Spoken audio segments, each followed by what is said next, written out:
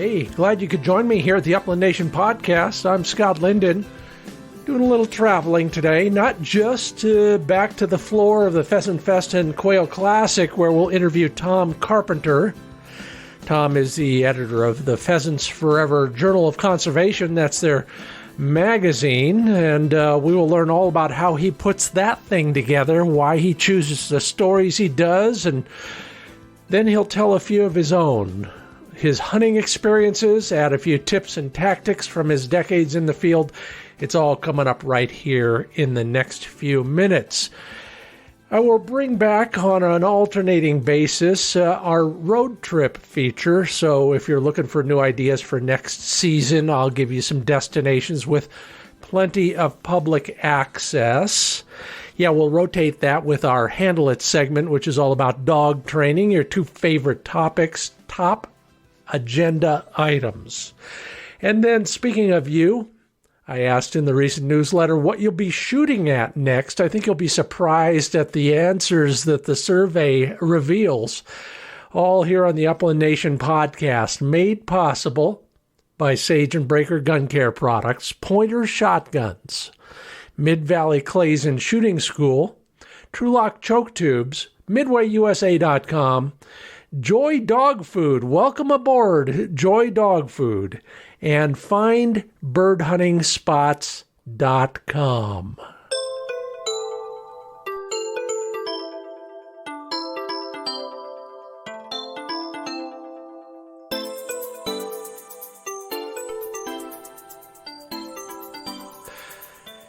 Yeah, winter is still holding on by the skin of its teeth around here, maybe for you too. I've seen some incredible winter scenes on social media. You're all learning to, tolerate it with a good spirit about you, and I'm trying to do the same. But what that means to we dog trainers is, my gosh, it is hard to get a dog enough work of any sort when there's, 2 to 5 to 65 inches of snow on the ground. So some of the things that I'm learning, I'm sure you've learned as well. The first is, don't get discouraged. You can't put it off. If you want your dog to grow as a hunter, then you've got to work with him year round, and that's one of the things that just keeps me going all the time. The other is, most of the stuff we do, we could do in the yard. Yeah, the yard has snow as well, but we can do it right there. So if you don't want to go out into that, gale force wind or, deep snow, you don't have to. But if you do, to get your dog enough exercise, most of the time I'm not finding that to be a big issue. I do one thing, though, that might be of value to you. Flick, for some reason, has a lot of hair between his toes and on his, between his pads on his feet. And the bigger bugaboo with us is at some point when the snow is of a certain type, it will gather and ball up into ice between his pads. And then he just lays down and starts working on that instead of running. So there are two things that I've used in the past that might be of value to you on a preventative basis. The first is Musher's Secret. That's kind of a wax in a jar. You can get it anywhere dog products are sold. That works real well. Just smear that all over his pads and in between his pads as well. That kind of waxy substance will keep the ice from forming, keep the snow from sticking to his hair. If you don't want to go to that much trouble, keep a can of Pam cooking spray handy. Do it outside or your spouse will kill you afterwards. But spray that Pam on all their feet. Top, bottom, in between the toes and pads. That should keep the ice balls off. That's what keeping my sanity on is all about these days. So if you're pushing through it as well, good luck. You're not alone, believe me. And speaking of you and not alone, a lot of you are not alone in your regards for the next upcoming season. In the recent Upland Nation Insights newsletter, I asked the question, what will be the next thing you shoot at? And I was, frankly, a little surprised at the answers. Top of the list, of course, clay targets. 54% of you are going to be shooting clay targets next. Maybe tomorrow. Maybe today, for that matter. Second on the list, though, 25% of you said you're going to do a turkey hunt. Well, let's hope that means you'll get a shot at one.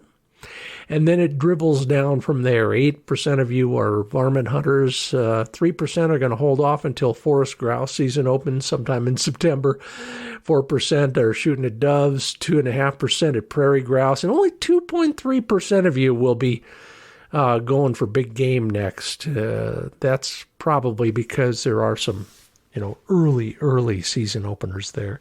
Hey, love to hear from you. And if you're not getting the newsletter, why don't you sign up so you can be a part of that community? It's easy to do. Just go to findbirdhuntingspots.com and scroll down just a little bit on the homepage, and there will be a place where you can sign up and get on the mailing list. So join us every week. There's always something in there for you. You can hear this podcast. You can watch some of the educational videos that I put up there. There's always an article that's hopefully of interest, and a whole bunch of other stuff, including that newsletter survey.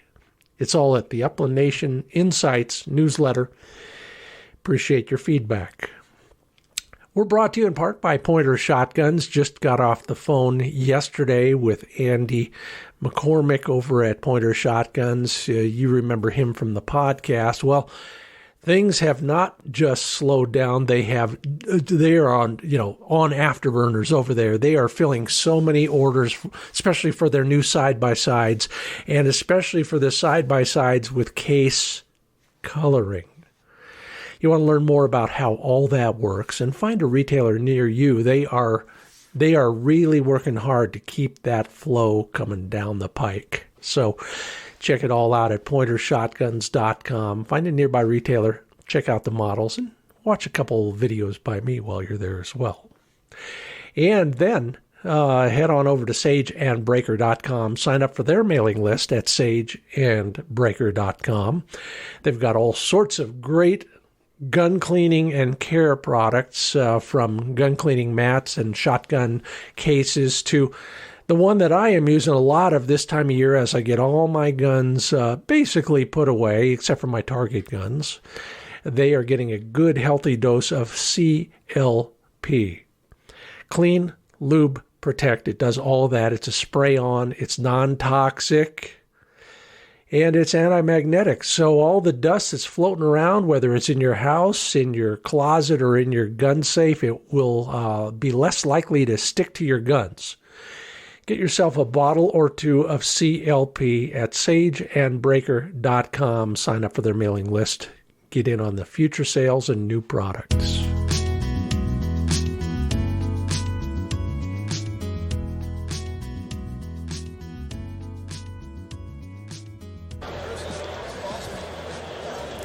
We're here on the floor of the National Pheasant Fest and Quail Classic in Minneapolis. What an event. With me is one of the guys who you can blame for its success in one small way or another. Tom Carpenter is with Pheasants Forever. He's the editor of Pheasants Forever. What are we calling it these days? The Journal of Upland Conservation. Thank you. But most people just call it Pheasants Forever Journal. Yeah, there you go. Yep. Well, whatever it is, it's a great book. Thank you. It looks better every year. And it does. We're going to talk about graphic design a little bit, but mainly we're going to talk about all the important stuff. But congratulations on a great Pheasant Fest. The crowds are incredible. Also on a great magazine, and the organization is doing well. Wonderful. We got a new CEO starting officially, who knows? But she's right here, right now. She's coming on board, Marilyn Vetter. She's a great addition to the team. Hard to replace Howard Vincent. Yeah. But she's going to be good at it. I've had a couple meetings with her already, and it's going to be great for the organization. They're going to have a little transition, and then June 1st or so, she's it. Yeah. Yep. Yeah, you're right. The big shoes to fill. Yes. Marilyn's got an organizational background that is second to none in that world, and she's a bird dog person. She's a real deal. She's been very active in NAVDA. She's a real deal upland bird hunter. Yeah. And she's a real deal conservationist. It's exactly what we need. Great. Well, enough about that. Yep. Let's get to the important stuff. Okay. Let's start with the magazine first. Yep. People a lot. I was a publisher for 5 years, and people don't understand how much goes into it on the back end before they pick it up off the postal out of their mailbox or pick it up on the newsstand. What are some of the things that we don't know about magazines that you deal with that are critical? I think the first thing is the planning that goes into it. Yeah. We do a schedule a year in advance to when are we going to release this magazine to a printer, and that's when it hits the mail stream for the customer, the member, and you get it. You got to back up from there, and you start it. What are the stories going to be? What are the stories going to be? How many ads are going to be in there? How do we juggle and balance them? We do what you call a pagination, and it's essentially page-by-page grid of what goes where. And I call it a big puzzle. My job is to solve this puzzle, and it's incredible fun because you get to talk to writers like you. So you've written for us, and hopefully will in the future. You get stories in. There's hardcore editing where you're on the keyboard, helping that writer sort of in massage, making sure the PF conservation message, whatever the message we want to get across is in that story. Words then meet up, and I'm paraphrasing there. Words meet up with the great design that you alluded to. We have great designers: Logan Hinters, Emily Snyder, Hunter Booth. We have 3 of them, and they juggle the great design. I see designs. We work together. We're a great team. They're great designers. They're all real deal outdoorsmen, persons themselves. Yeah, that helps. And that helps immensely. And words meet pictures and graphics. I do a lot of pictures as far as helping them, but they do a lot of the finding them, and they marry the two, and we go through a process of review with various groups within the organization, and it's a full-time job. I do 9 publications a year. There's spring, summer, fall, and winter Pheasants Forever journal. I do the shared Upland Bird Hunting Super Issue, which is all upland hunting, not just pheasants and quail, because that magazine is branded both Pheasants Forever and Quail Forever, and that's our biggest issue of the year. And so that's 5 big, we call them big books. And then I do our youth publication, Forever Outdoors, and we're always looking to get more young people writing that. We have good resources in our Conservation Careers Program, our Youth Leadership Council, our Path to the Uplands Initiative. I'm continually trying to get more young people writing for that and get them into the editorial flow as well. Well, that leads to a question. I've been waylaid at least twice right here at Pheasant Fest by guys who have read my stuff, seen me, whatever it is, and they say, how do I become a writer for a magazine?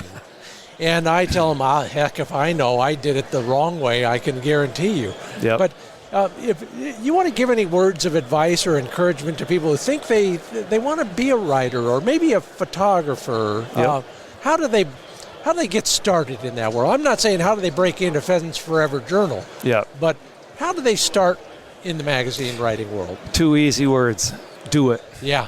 Just get out. I mean, my dad, when I was growing up, knew I was going to be and he was a railroad man. He started working for the railroad when he was 14.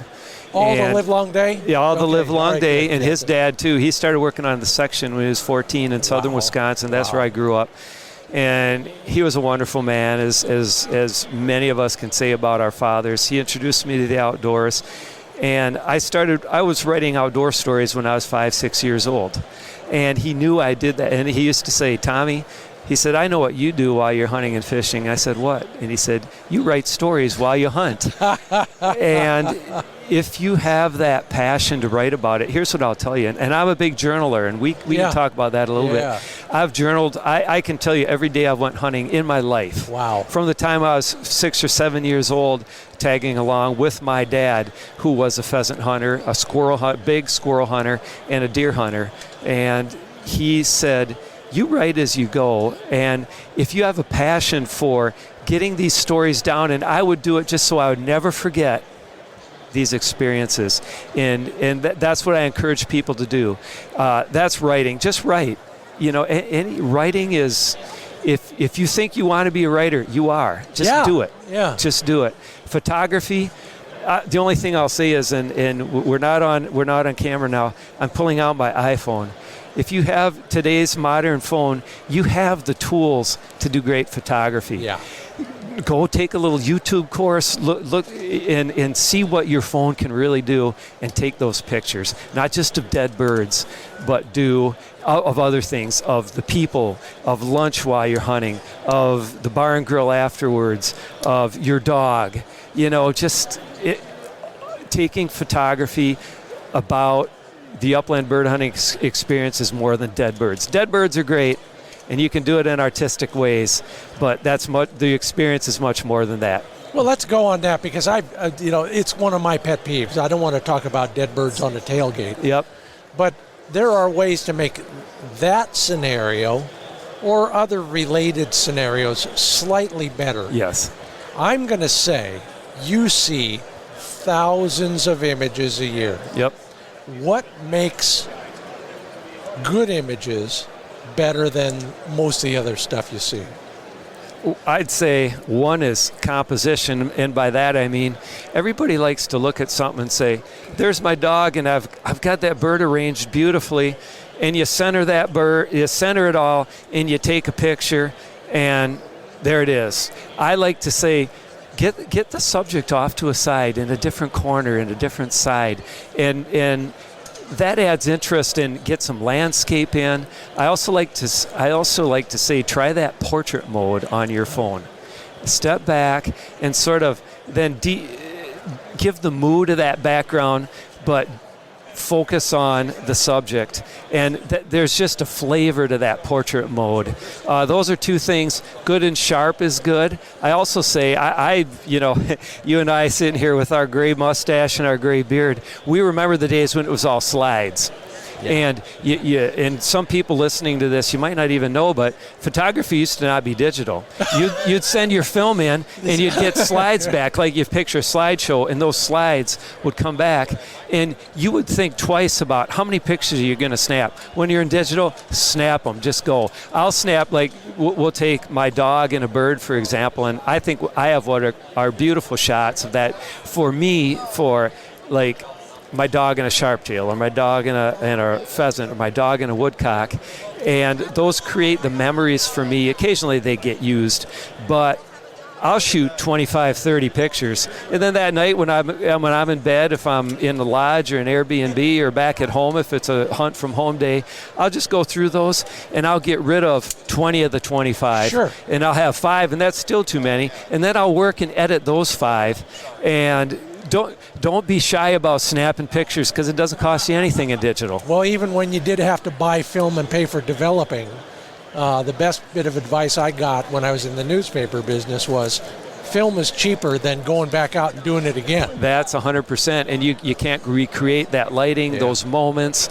That's what it's about. You're absolutely right. So take a lot of pictures, and even a blind bird, even a blind pheasant finds some cord kernels, right? And you can get it, but you're not going to get it if you only shoot 2 or 3. So don't be shy about taking a lot of pictures and then judging them hard when you go through and picking out. I guarantee you'll get one. You'll be like, oh, that's the one. Yeah. Yep. I love it. Now, well, you alluded to the thing that I really like talking about, and that is bird hunting. Yep. You're slightly familiar with that field. A little bit.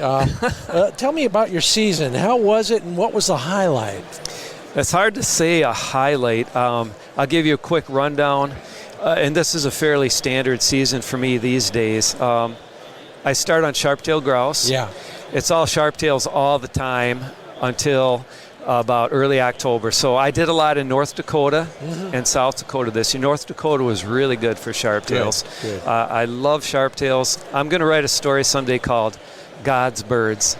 And it's going to be an essay about my love for sharp-tails. Yeah. I came to sharp-tails relatively later in life, probably in my late 30s, early 40s. And they're a native grouse. Pheasants Forever does a lot for many birds beyond sharp-tails, including prairie chickens, sage grouse, our sage grouse initiative, and sharp-tails. Sharp-tail habitat doesn't always cross over with pheasant habitat, but I love hunting sharp-tails, short grass, lots of walking with my dog, can see my dog working. I probably hunted sharp-tails 12 to 15 days this year. I love sharp-tails. Then about October 1st, when a few leaves start turning color and changing in Minnesota, I switched to the ruffed grouse woods. That's a brief season for me, but I'm also maybe more so a woodcock hunter. I like to say, a lot of people say, yeah, I'm a ruffed grouse hunter, and yeah, occasionally we get a timber doodle, woodcock.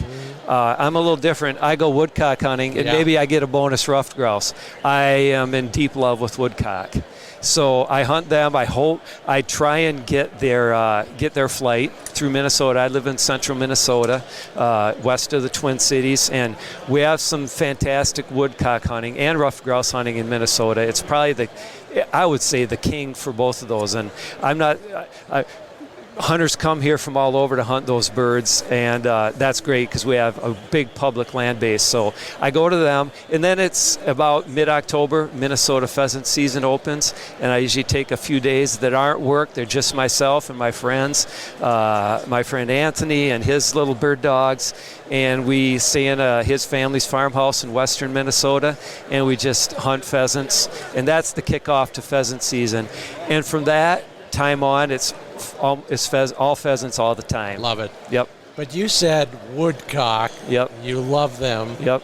I do too. Yep. I don't get near the access you do, but they are a great cooperative bird in a lot of cases. What is it about them you like so much? They're here and there. One of my favorite words is they're ephemeral. They're here and they're gone. And that's magic to me. And we have there are resident woodcock in Minnesota, but I live for the woodcock flight. And another thing I like about them is, I always say, I can drive an hour from my home and have fair to good pheasant hunting. 2 hours, really good pheasant hunting. 3 hours, I'm in some of the best pheasant hunting that this, in my opinion, the country has to offer. In northern Iowa, western and southwestern Minnesota, the Dakotas. So, woodcock come to me, and I can hunt them. I wrote an essay once called "Hunting from Home," and it was about the magic of being in, working till 1 or 2 o'clock in the afternoon. Getting up early, putting in my hours, doing my editing on the magazine, and then I'm out of here. I'm woodcock hunting, and I have woodcock haunts, 20 minutes from my house, and I can hunt those woodcock, and I love that. It sort of harkens back to my childhood in southern Wisconsin, where pheasants, I could walk out our door and walk 2 blocks to the edge of town and hunt. And one of my favorite stories there is the police officer once stopped me and said, "Yeah, this is okay, but you got to case your gun before you get to the edge of town." So I had to case my gun, and my dad was a depot agent at that time, so he wasn't on the train. He was the depot agent in town.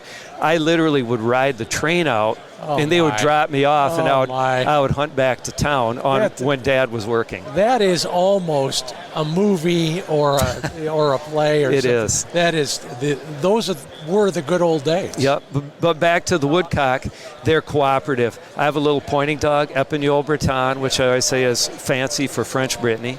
They're the original Brittany's. They're little, they're beautiful little dogs. They're little family cuddle dogs, and they're hunting fiends. And these woodcock and a pointing dog are just, uses the word, they're cooperative. They sit there, they sit tight, and you get a perfect point. Yeah. It's fun. I'm ready to go right now. I am too. You've got me going.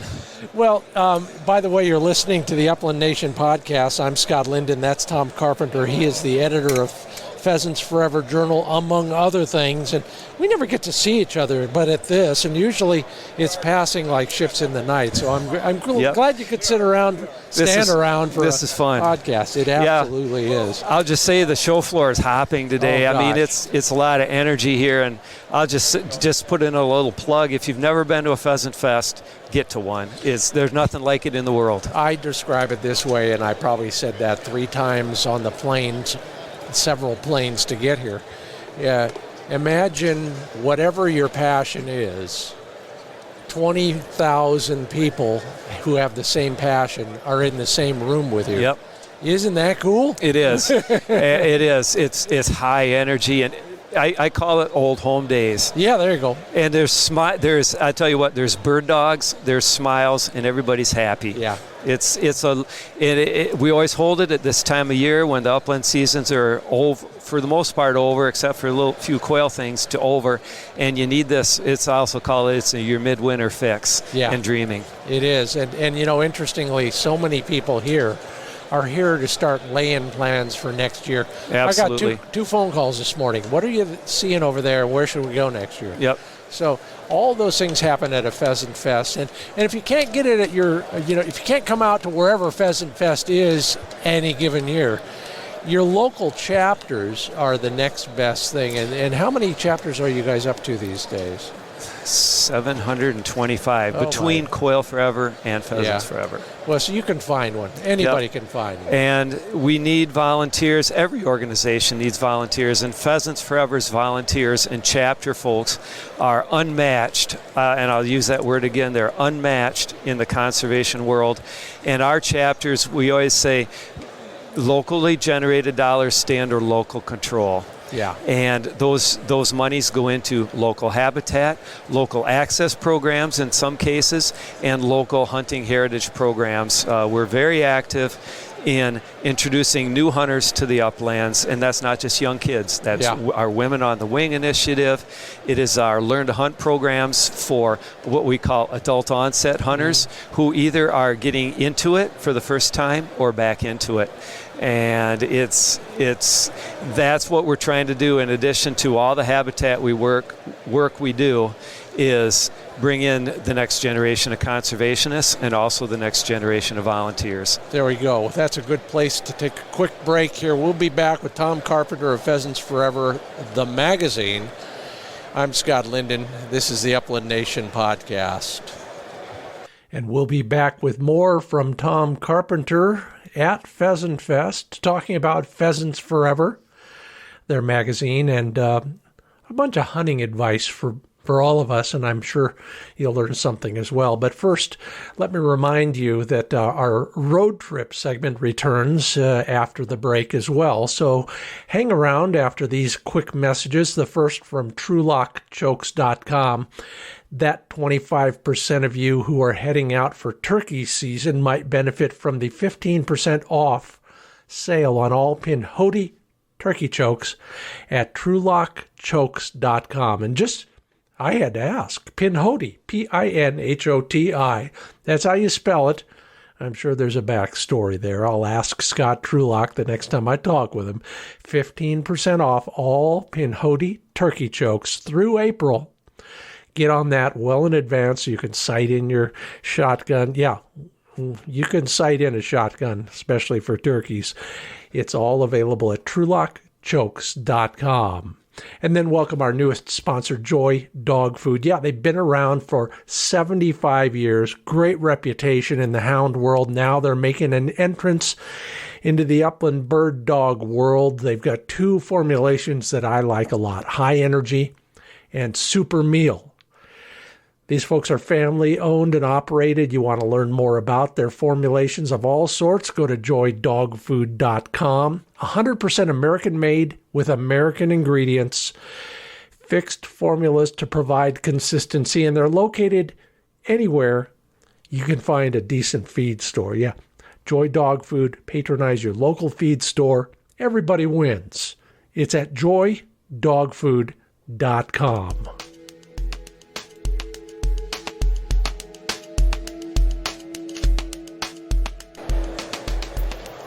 Welcome back to the floor of Pheasant Fest. We're semi-live. Hi, guys. Looking at the crowds, here's how I judge a show anymore, Tom. Tom Carpenter is with me with Pheasants Forever, Pheasants Forever Journal of Conservation. Hello. Scott's shaking his hand with somebody there. Okay, and by the way, it looks like a poodle pointer, I think. Yep. Pretty darn good-looking one, too. Yeah, I'd take that dog. I was just going to say, you can't walk down the aisles without seeing somebody you know. Yes. And you can't walk very fast because they're so crowded. And that's a good thing. Yes. It's really a good show this afternoon. I just stopped at...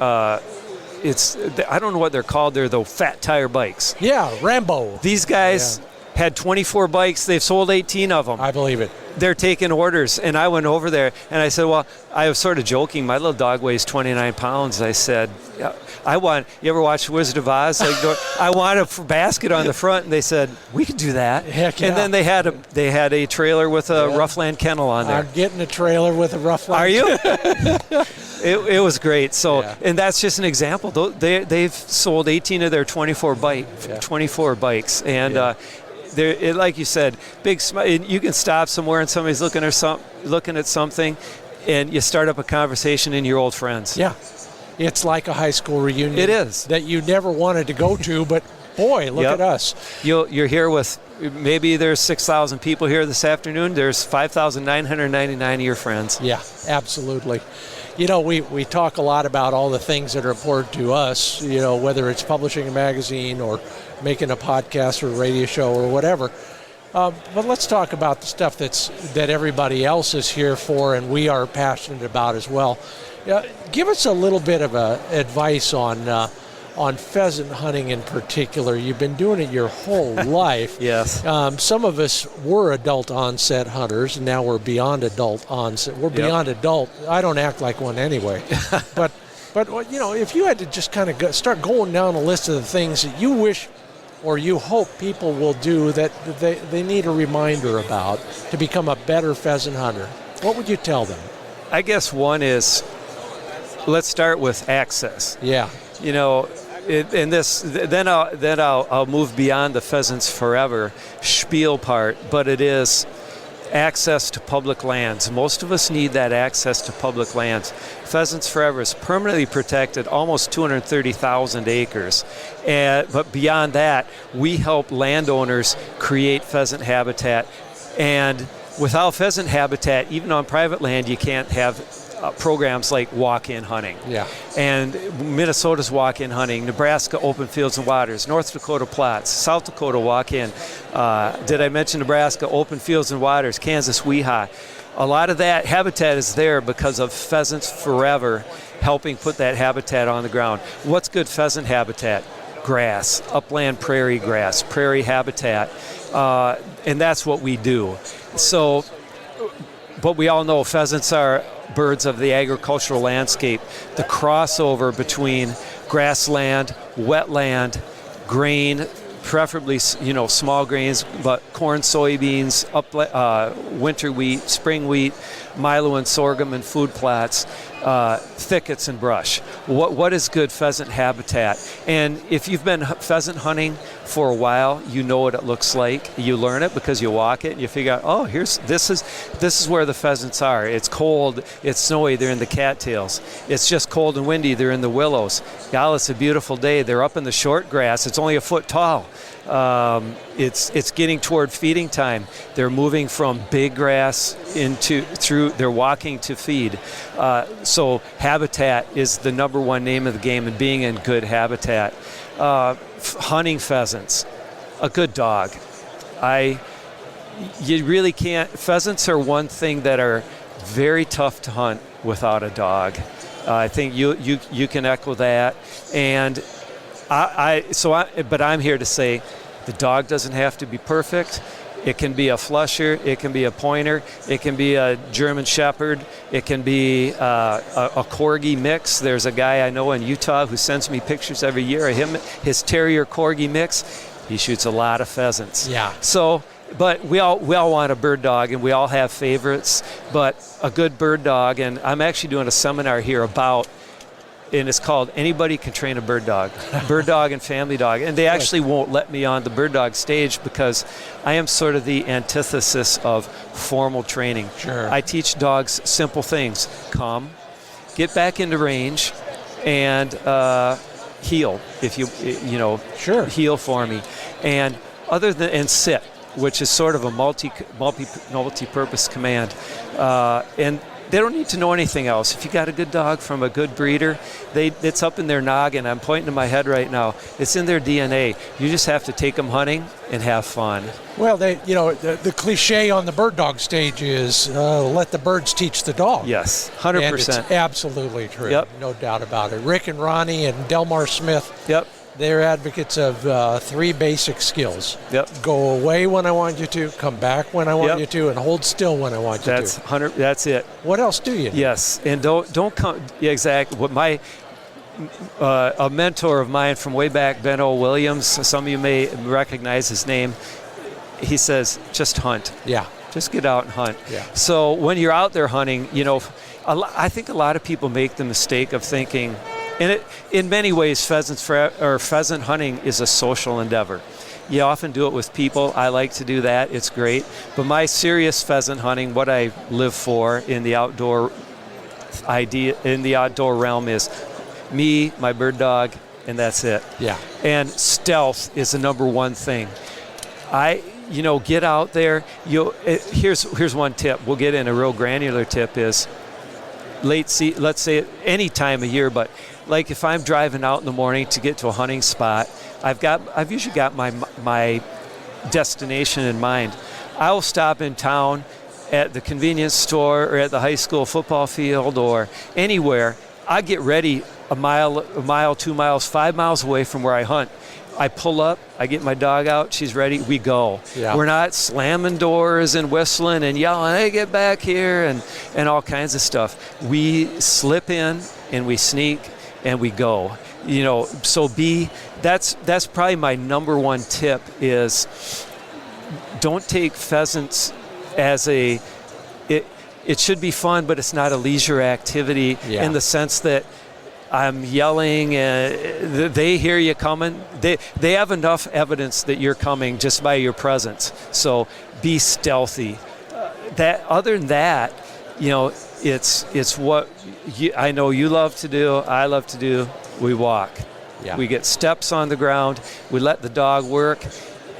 You can look for seams and edges and transitions and what are the birds going to be doing? Are they feeding? Are they done? Are they going to be in the thick and the thin grass? Is it sunny? Are they going to be out of the wind behind a hill? You just got to look. Yeah. And that's called hunting, and you'll find them. You brought up 2 things now that a good friend of mine I hunt with a lot, he's also a big game hunter. Yep. And he hunts all birds, primarily chuckers. He hunts like a big game hunter would. Yep. He's got a plan. He's willing to alter the plan if he needs to. Yep. But he has so much knowledge in his head, and he's able to apply it. And one of the things he does is observe a lot. And as you said, what are they doing right now? Well, if I try that and they're not there, then I better adjust my plan. Yep. So being flexible is another thing. And then the whole stealth thing, we're all learning that every day. Yep. Some of the more subtle, stealthy aspects, especially with pheasants, but we have a practiced covey of valley quail out behind the house, so I learn this stuff almost every day. Yep. Too many collar tags. Mm-hmm. That'll scare a dog. The beeper collar. Yes. All those things you don't think about that are real noisemakers. I joke about it, but it's true. There was an ad for some dog product, I think, and maybe it was in your magazine. The hunter has a fancy strap vest, and there's 6 or 9 things hanging off it that are clanking and clunking the whole way. Those things really matter, don't they? Yes, it does. And, interesting you bring up the dogs and the things that you carry and the things on the dog and beepers. I'm what you would call old school in the fact I hunt with a bell on my dog. Yeah. And people often ask me, does that bell scare them? And I say, I think it gets me more birds than it scares away. Yeah. And I also enjoy the bell because somebody once asked me, well, how do you, with that bell, how do you know where the dog is? I said, I don't always. Yeah. And they said, well, don't you have to? And I will beep to find, like sometimes I can't find that dog in cattails. And that's about the only time I actually beep my dog unless she's not responding to a whistle. And if she's on point, she's not going to leave it. And I'll use that beep, maybe 2 or 3 to find her. But they say, well, but you have to go find the dog. And I said, you know what? I get the thrill of two adventures. 1, I have to find my dog, and my heart jumps in my throat when I find my dog. And then 2, I have to go in and flush the bird. It's double the fun.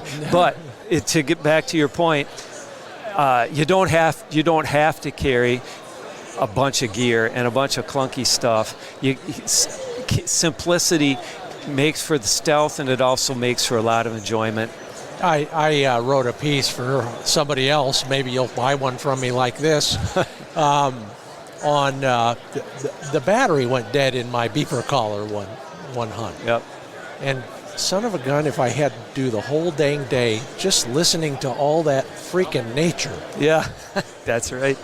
And I realized, wow, I should write about this. Yes, that's a great essay topic. And the bell, I use a little tinkly bell, and to me, when I will take the sharp tail country, I put that dog out and that little tinkle of a bell, and I can still hear the nature that you talk about, and it's the sound of upland hunting. It is, and I'm getting goosebumps just thinking about that.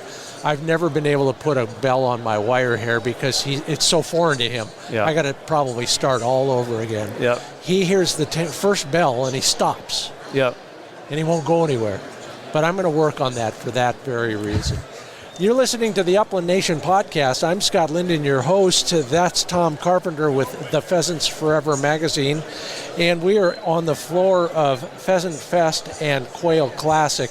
And, we haven't talked about that part of the organization. I remember the day that you all announced that you were going to basically create Quail Forever. Yes. It was very exciting. I'd been nagging on your soon-to-be old boss for years over that. And I'm glad it happened for all sorts of reasons. So that's also a part of this whole thing. And so whether you love quail or pheasants or all the grouses, or hell, even if you're a deer hunter or a duck hunter, there's something at Pheasant Fest and the Quail Classic. Absolutely, and I'm glad you brought up quail. And way back at the start of our conversation here, we talked about my hunting flow, and I said after that mid-October, except for a few woodcock jaunts, I'm all pheasants all the time until about the middle of January, and then I'm about quail. And I still have to get myself down in the Southwest, and I want to get to the West, but down in the Central Plains where I can get out of Minnesota in the snow, I'll go down into the Missouris, the Kansas and Nebraska, and hunt bobwhites. And when I'm hunting bobwhites, it's sort of like, wow, I love these things almost as much as pheasants. Especially I love quail. In January. Yeah. I did it this year. Went down into northern Missouri, and I left 2 feet of snow and 5 below zero in Minnesota. And by 3 o'clock that afternoon, I was hunting quail. Yeah. Not on snow and in 28 degrees, and I thought I was in Cancun or something. Yeah, it was great. Well be. It may as well be. And my dog was like, Dad, this is really neat. We're not post-holing it through 2 feet of snow. That was my chucker season. Yep. So next year I'm ending the season somewhere else. Yep, and that's what I always do too. Quail Forever since 2005, and we are really upping the game across the quail range in the U.S., and that's from the southeast across to the southwest, and then up into that what's really the real stronghold until we get some of that work done that we're doing in those other ranges, that middle plains, that middle and southern plains, Oklahoma, Kansas, Nebraska, Missouri, even into southwestern Iowa. That's sort of the quail the wild quail stronghold. And we're doing, just like Pheasants Forever, Quail Forever is doing big stuff for habitat in the quail range. If you had to leave us with one thing, and I'm just a gear geek, that I am. I admit it. That's why I have a diesel truck with a crew cab and a full-length bed and a canopy on top that has a rack on top of that. And I think there's a rack on top of that. So I carry everything. But when I'm out hunting, all that stuff ends up in my vest. If you were to bring one more thing to what I'm carrying that you carry that we may not know about, what do you think it would be? I keep my vest pretty light because I travel a lot. I walk a lot. You know, Sharptail country, Chucker country. I don't know what's in your vest versus mine, but I carry a basic dog care, little dog care kit in case I get a puncture wound or a paw wound. I leave the stapler back at the car, but I have tweezers, I have comb to get stuff out, tweezers to get thorns out, quills. One thing that I put in long ago, and it's paid off, is our trapping brothers do trap. I carry wire cutter for snares, and my dog has got into a snare, and if you have your I came around a corner, saw her in it, it wasn't tight, and she was like, "Dad, something's wrong here." And I said, "You sit." And sit for her means sit, stay, don't move. This is time to not go anywhere. And she did get up, and it started, and I just came up and snipped it. And I guarantee you, every trapper out there understands that if they have a snare cut, a bird dog must have been in it. And so I think that's one thing. I carry a little dog care kit. I carry what I think I'm going to need for shells. Hopefully I don't need more than I carry. And water for my dog. If I ever overload on anything, especially early on in the season, it's enough water for my dog. I carry two Kong water bottles. They're really cool. They have a little cap on them. You put the water in the cap, and then you pour the water back in. You don't have to squirt it in. You conserve water. I carry. Now that would be for the dog. Yes, I'm famous for not drinking enough water out in the field, but I use the dog's water too. But I do as much as I can for her. Other than that, I keep. I like a light down vest to have if in case it gets cold, or a little. Usually you're starting out with more. You'll take off as you're hunting, and I'll store that in my vest. I do carry a little. It's called a UB size, a little tripod, and I can set up shots with my iPhone. It's got a little bracket. You put your iPhone on. It's a tripod. It's got It's like a heavy duty bungee, and you can wrap it around a fence post, a wire, and you can get some of those really cool shots when you're by yourself. Other than that, I might carry a little snack or two, a granola bar. That's about it. I don't carry much. I travel as light as possible. I don't. But that's the beauty. Everybody has their own comfort level and their own approach. And a gearhead, a lot of transmitters and other gear, that's fine. Some people carry less than me. I think I carry a minimum for what I need for myself, and most importantly, to take care of my dog till I can get her back to where there's some more care. One of my favorite old stories is it was with one of my Brittany's. She was out of Ben's dogs, Ben Williams' dogs.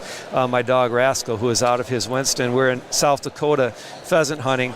It happens to every pheasant hunter. I winged a rooster, and she was chasing it and went right through a barbed wire fence, opened up a cut on her chest the size of a silver dollar, and I did some triage on it, got it cleaned out, put the ointment on it, and said to my, every hunter says, we can keep going, and I thought, we got to go to the vet. We hunted out. She pointed another rooster on the way out. And we got in the vet, and it was in Webster, South Dakota, and we walked in, and it was about 4 p.m, and the receptionist said, "Oh, another one. Take a seat." And I was third in line to get it sewn up because that happens to bird dogs. And I'd leave you with one other, especially if you're going somewhere, you're traveling, hunting. Figure out a vet in the area and put that number in your cell phone and have it.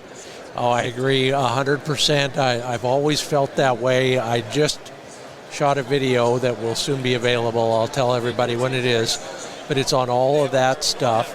And ironically, while I was shooting it, my dog ran into a fence.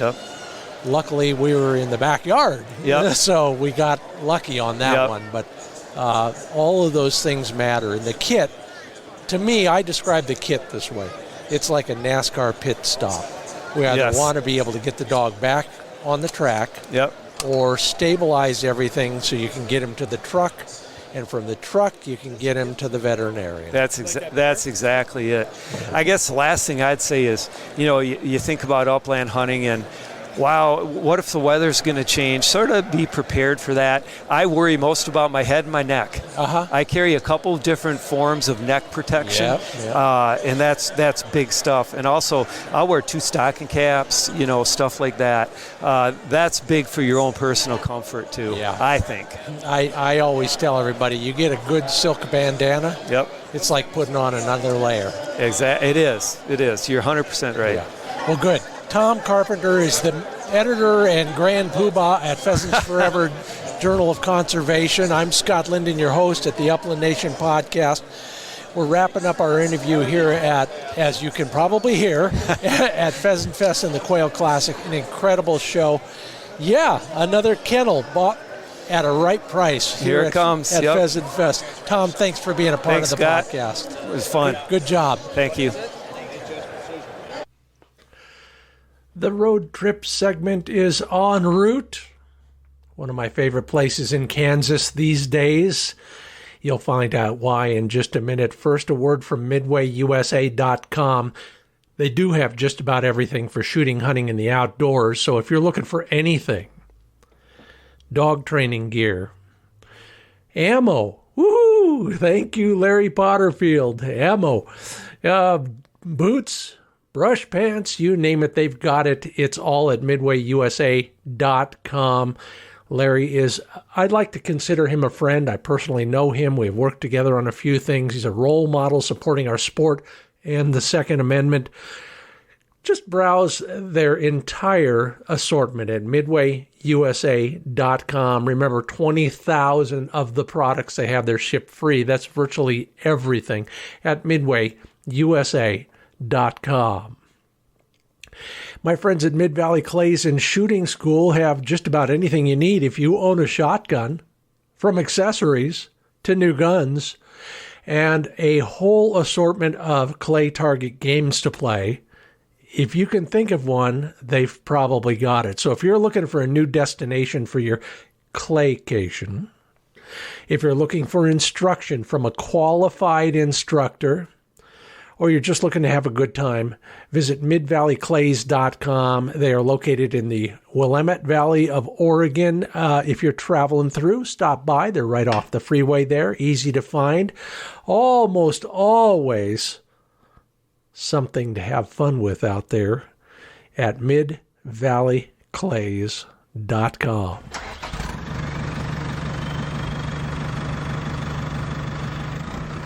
Let's take a trip to Osborne, Kansas. Just finished an article on hunting in Kansas for Pointing Dog Journal magazine, and I was reminded of what a wonderful time we had when we were last there. It's kind of in the north central part of the state, which is unusual because of what I'm going to tell you next, and that is pretty good quail hunting. Yeah, bobwhite quail in the north central part of the state. Doesn't happen as near enough as it should in that part of the area, but that's one of the neat parts. The other is lots of walk-in hunting ground. They have a really good program there. It's WEHA, they call it, Walk-In Hunting Access Ground. And the signs are pretty big, which I like because that's how I discovered some of these spots. We did a TV shoot, and then I was driving past on the way to the shooting locations all the time. I saw all this other public access. So after the guys got back on the airplane and went home, I stayed around and I hunted some of that public ground there. Not only for quail, which abound in some of those plum thickets, but we also found them in kind of the swales with the oak trees in them and some of the other CRP areas, but also pheasants every once in a while.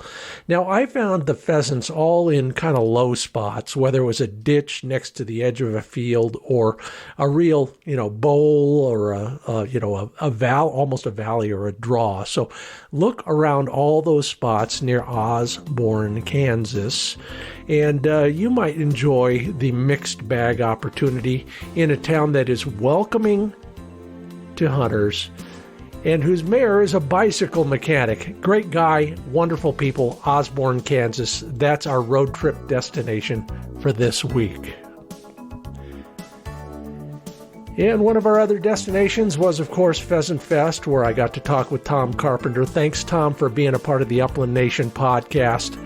Thank you all for your comments at social platforms and also your answers in the Upland Nation Insights newsletter.